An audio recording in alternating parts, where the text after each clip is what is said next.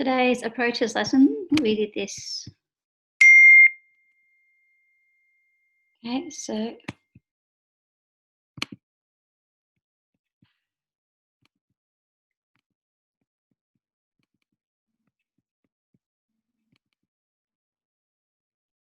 today was number 4, and we did this.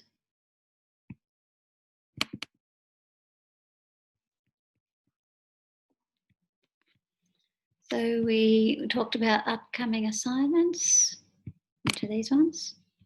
Presentations, we talked about what you'll have to do for your presentation.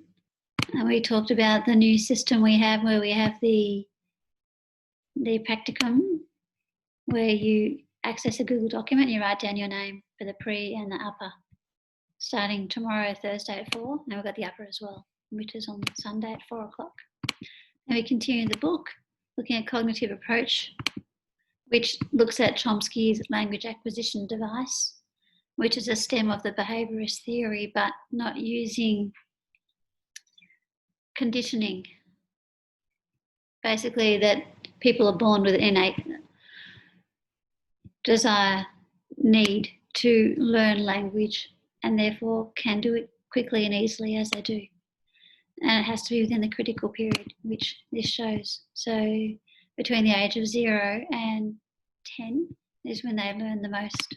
And we talked about this girl called Jeannie Wiley, who was basically kept in a room and neglected, just fed basically, but not spoken to, and how when she was rescued by a social worker and then spent many, many years with this lady who adopted her, the social worker, she never learned to speak properly.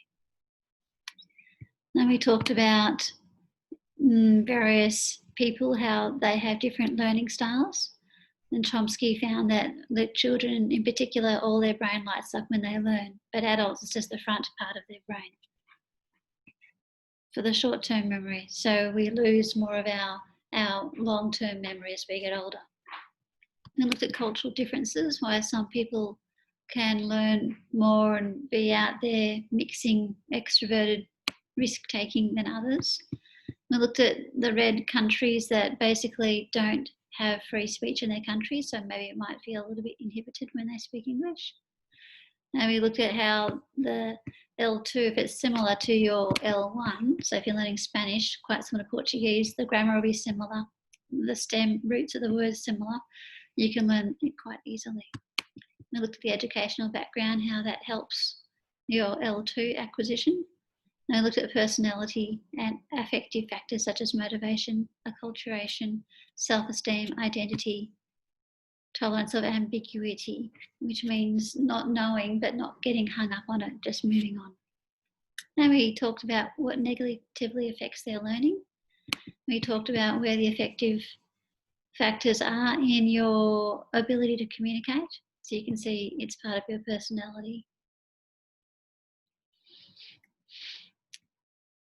The affective factors are things that affect your emotions in regards to learning. So we talked about why people sometimes positive, sometimes negative, what changes this. And we looked at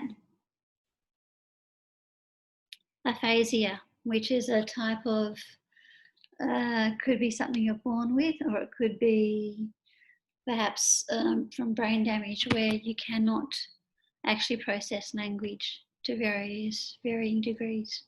And then we looked from my textbook, which is a bit about traditional grammar and functional grammar. And then last of all, I gave them some homework, which is this. So what is the importance of being aware of students' learning needs, or knowing the various learning differences between the students? And if you know these differences, what will this change? How will this change? What methods or approaches will you use? And something else on Noam Chomsky, a PowerPoint. And that was the end of our lesson today on the 12th of August.